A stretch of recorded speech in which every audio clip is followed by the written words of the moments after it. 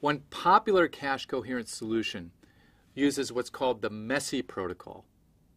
Here, each block in the cache is in one of four states. It can be invalid, just like having a valid bit of 0.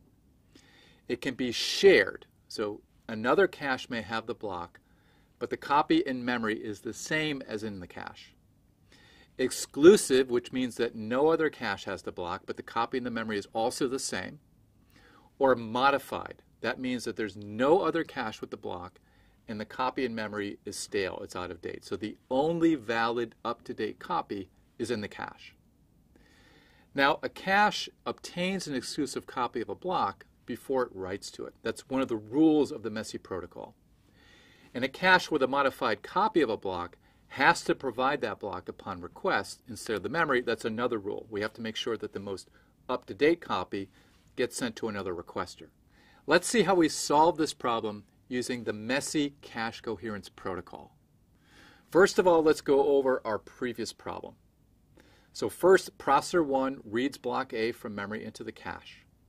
Now processor 2 also reads block A from memory into its cache. Now processor 1 writes to block A, and now the copies in processor 2 in the memory are stale. They're out of date. Now let's see how the MESI protocol solves this problem. So processor 1 and processor 2 have each read block A into the cache. Now before processor 1 does its write, it first sends a message, invalidate A, on the shared interconnect. So this is a special command that tells all the other caches that may have A to change the state to invalid. Now processor 2 will see this command and will mark its block A as invalid. Now processor 1 does its write and marks its block as modified. Now processor 2 will now miss when it wants to read A again. It'll see that it's marked as invalid.